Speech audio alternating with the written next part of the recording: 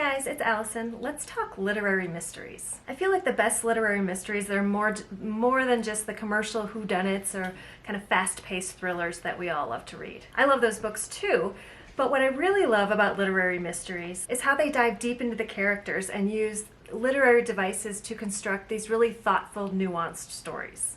At the same time, the author has to keep the plot moving and keep it compelling enough to hook the reader. Now, many of these do tend to be slow burners, but the combination of characters that we really care about, combined with mysteries that keep us hooked, make these novels ones that often stay in our heads long after we finish. So here are some of my favorite literary mysteries. The first is called What Comes After by Joanne Tompkins. Now this is set in a small Washington town that's dealing with the horrifying deaths of two teen boys. Now we follow the father of one of these boys, Daniel, and the father's name is Isaac, and he's sort of grappling with his grief and turning to his Quaker faith, but also dealing with a lot of anger. And we've also got Jonah's mother, Lori, who is just really struggling with a lot of grief after her son's death. Now, things kind of start to turn around when this girl named Evangeline, who is a pregnant teenager, shows up and kind of enters their lives.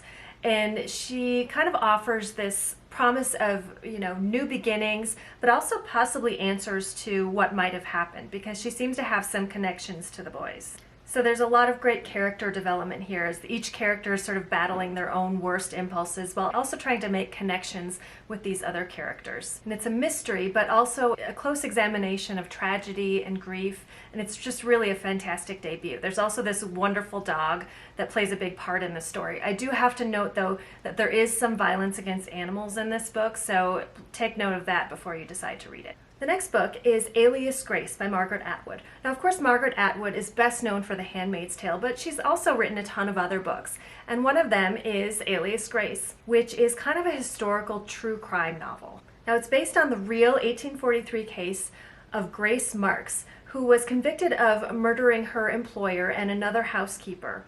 She was arrested with an accomplice named James McDermott, who was later executed for the crime.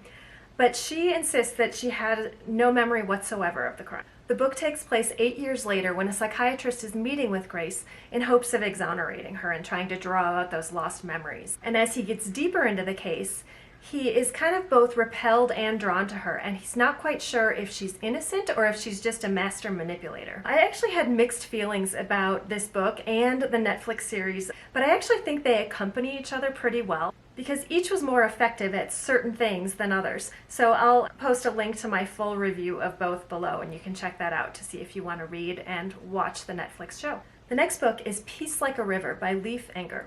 Now this is set in the Badlands of South Dakota, which, if you've never been there, is just this really desolate, unforgiving landscape. So that, of course, becomes almost a character in itself. It's about an 11-year-old boy named Reuben, and Reuben's brother Davy has gotten into this conflict with some bullies, and unfortunately it ended in murder. So Davy ran off into the Badlands, and Reuben and his father and his sister have all followed him. Now, the plot centers on the family's search for Davy, but it's just got this really atmospheric writing, and it kind of examines poetry and faith and miracles. And Reuben's father actually seems to be kind of a conduit for some of these miracles, which kind of gives this book a touch of magic. Now, this book manages to be both kind of tragic and hopeful, and Leif Enger just writes wonderful prose that's worth savoring while you're moving through a plot that keeps you hooked. The next book is called The Snakes by Sadie Jones.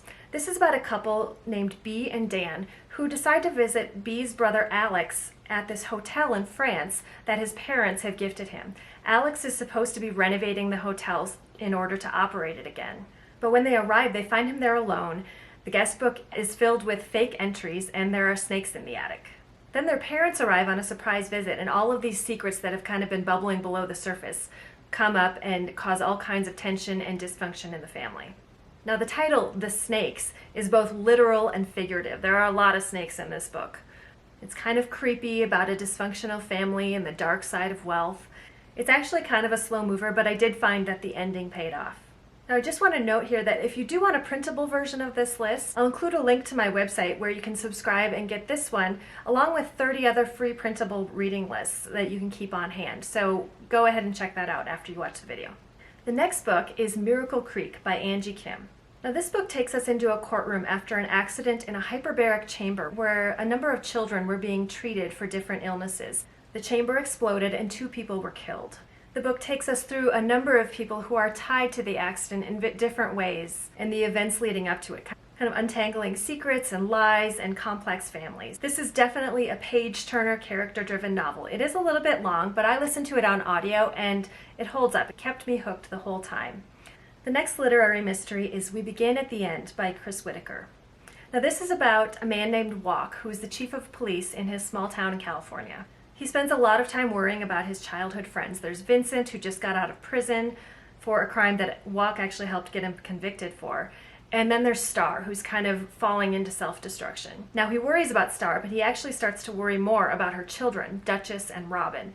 Duchess is 13 and she calls herself an outlaw. She lashes out at everything and she's just ready to defend her brother at all costs. So this kind of brings the troubles of the past into the present, and Walk and Duchess sort of end up teaming up trying to stop the damage. I again listened to this one on audio and it started off a little bit slow, but by the end I could not stop listening to it. There's a lot of hope and resilience in this story, but it really just ended up breaking my heart in a million different ways, so definitely pick this one up. The next book is Once There Were Wolves by Charlotte McConaughey. This book is about a woman named Inti who arrives in Scotland to manage the reintroduction of wolves into the Highlands.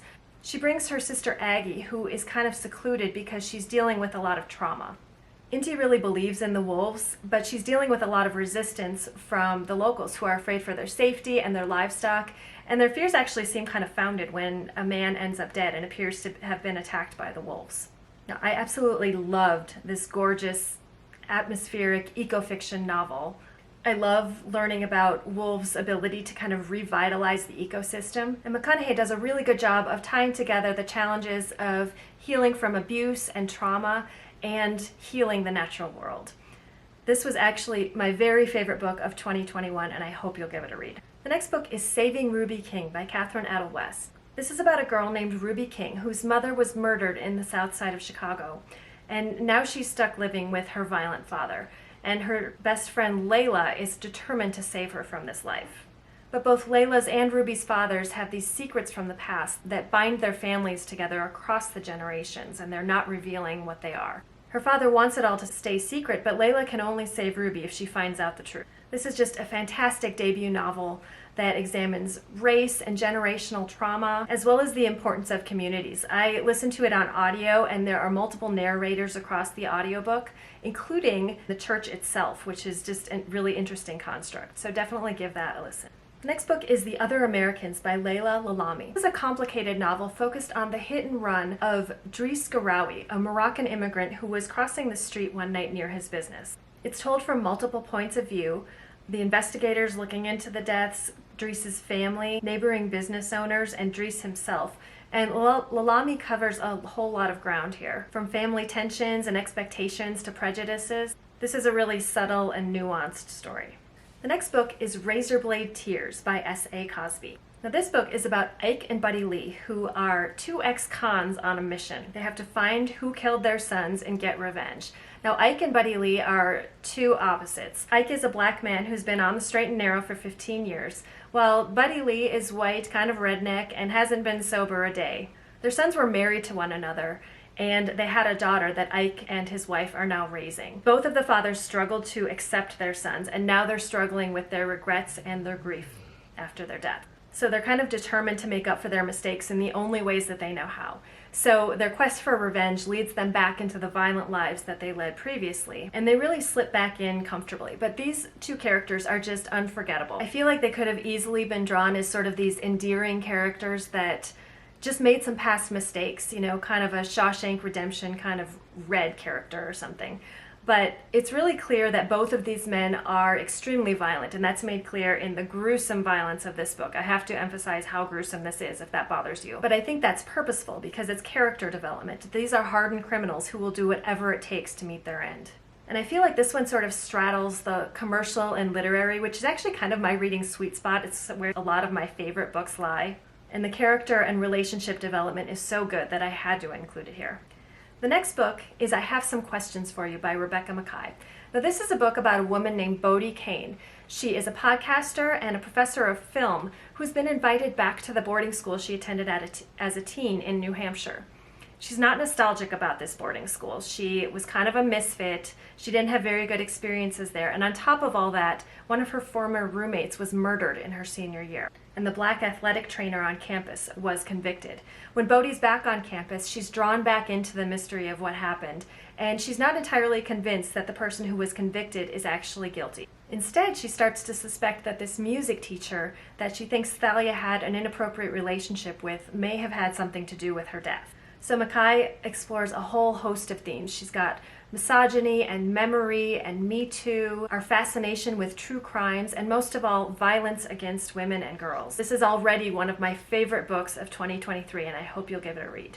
Now, I want to know what you think. Do you love literary mysteries like I do, or do you prefer a fast-paced commercial mystery or thriller? Now, if you appreciate book lists like this, please hit the subscribe button. This tells me to keep making videos that highlight books in this way. Also, don't forget to check out the free printable book lists on my website. Thanks for watching.